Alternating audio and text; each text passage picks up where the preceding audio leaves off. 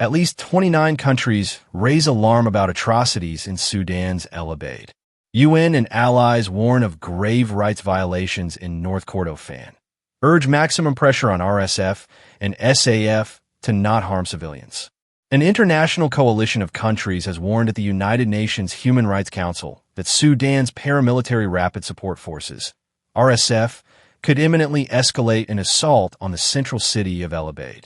The statement, delivered by Norway, was presented on behalf of the Coalition for Atrocity Prevention and Justice for Sudan, comprising Britain, Canada, France, Germany, Ireland, the Netherlands, and Sierra Leone, which said they were also joined by 21 other countries.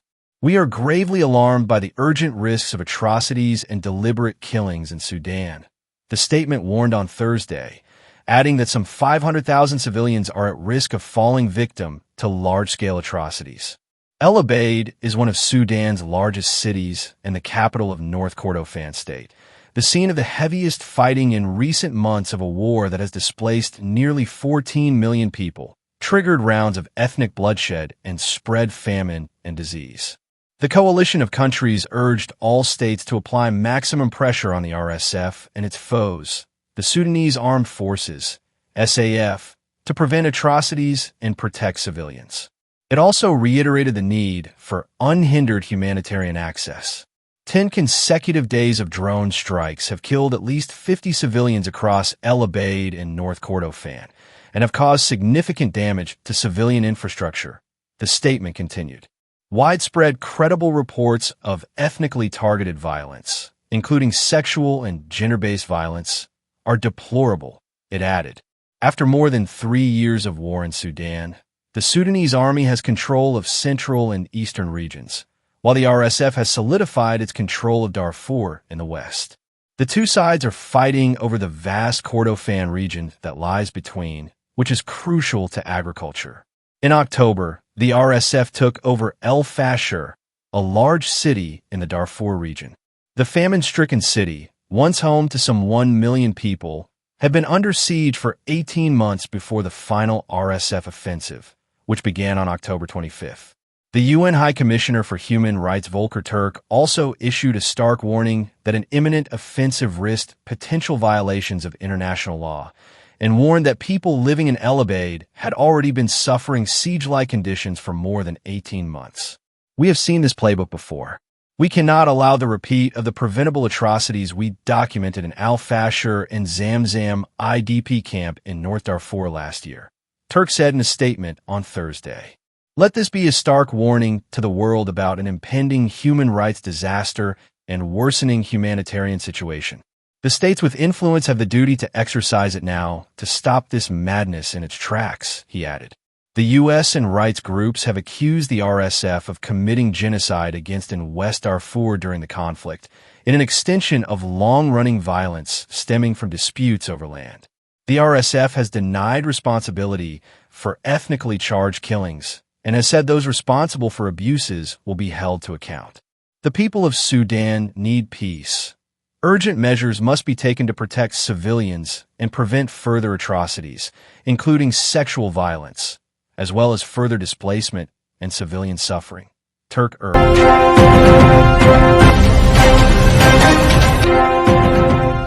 Somaliland mulls possibility of Israeli military base on its territory.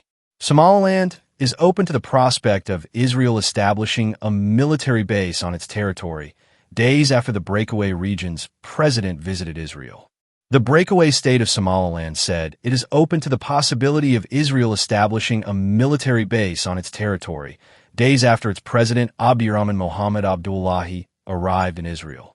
The visit has been described as the first by a leader of the unrecognized state, and the developments come around 6 months after Israel became the first state to recognize Somaliland's independence. Somaliland's foreign minister, Abdirahman Adam, said that the president, along with 6 other officials, opened an embassy in Jerusalem during an official visit earlier this week. The prospect of a military base was raised in meetings between Somaliland's president and Israeli Defense Minister Israel Katz, with Israel very interested due to Somaliland's strategic location near the Bab el-Mandab Strait. Somaliland's president said he was open to an Israeli military base on their soil in the future, adding that direct flights between the two nations would also begin very soon, Israeli outlet I-24 reported. The president also told the outlet in the interview that Israel was helping Somaliland in various sectors, from agriculture to water, health, and security. Last week, the Somali Guardian reported that there were discussions over the possible establishment of an Israeli military base. However, Somaliland Defense Minister Mohammed Yusuf Ali said that these were just rumors so far, but that Israel has been training their police and military forces. Somaliland praises Israel visit. Somaliland's foreign minister described the president's visit to Israel as one that will be remembered in our history, as it was the first official visit by a Somaliland president to any country in the world.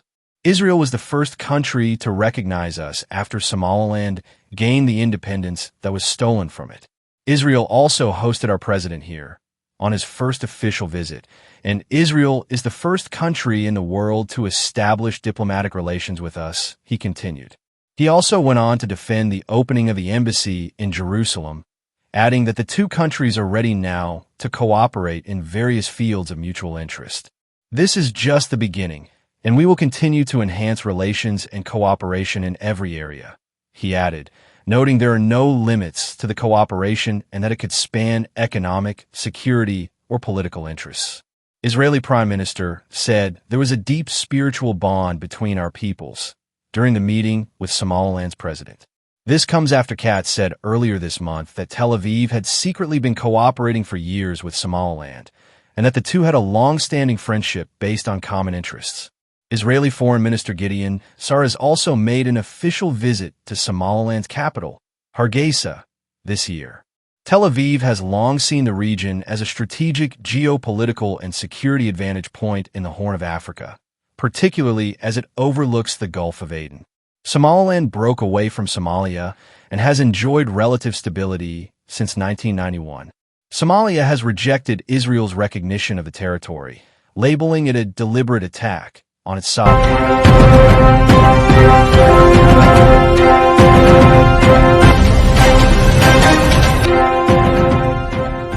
Ethiopia PM's party wins landslide as fears grow of new conflict. Ethiopian Prime Minister Abiy Ahmed is the big winner following the country's general election, as his party has retained its overwhelming parliamentary majority, despite the poll being overshadowed by conflict, accusations of repression, and little participation by opposition parties. The Prosperity Party, which won 438 of the 501 contested seats, will form the new government with Abiy set to be sworn in for another term at the beginning of October. It is a boon for Abiy's supporters, who believe he will continue with the economic gains he has overseen. But others fear the internal divisions and security challenges facing Africa's second most populous country are only going to get worse with Abiy at the helm. The 49-year-old first came to power amid anti-government protests in 2018, and he was at first hailed for his campaign to heal divisions. Though he upset politicians from the northern region of Tigray, who had dominated the government for more than 2 decades. Just a year later, he won the Nobel Peace Prize, mainly for his efforts in ending hostilities with Ethiopia's northern neighbor Eritrea. But security experts fear the country could be heading back to war, while the violent and deadly insurgencies in Ethiopia's Amhara and Oromia regions show no sign of ending. On Election Day, 143 polling stations failed to open in the country's 2 most populous regions because of safety concerns caused by armed groups fighting the government. The Fano militias in Amhara and the proscribed Oromo Liberation Army, OLA, in Oromia, which both want greater autonomy, rejected the election and its results. The situation is also troubling in Tigray, which is still recovering from a 2-year civil war that only ended in 2022.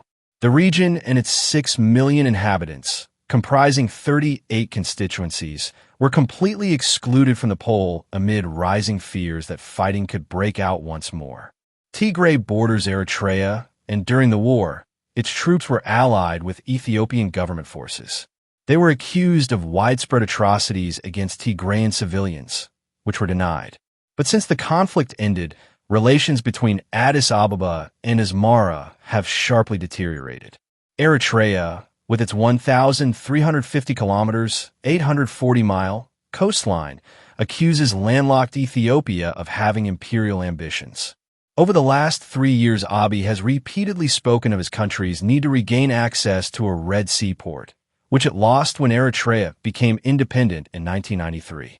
In a dramatic about-turn, Asmara has now allied itself with Tigray's leaders, and should any new conflict erupt, it is likely that Eritrea would side with Tigrayan forces and vice versa.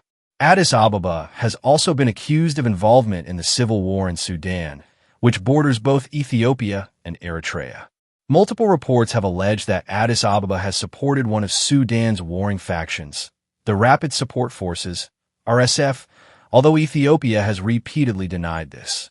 While Eritrea and Tigrayan forces have long been understood to have close links to the Sudanese military, which is fighting the RSF, it all makes for a toxic cocktail which could potentially spread across the region, and it does not look like Abiy is about to play peacemaker. The enmity between Abiy's government and the Tigrayan People's Liberation Front, TPLF, the dominant party in the region, was supposed to have ended with the peace deal signed in November 2022. But both sides accuse each other of violating that agreement.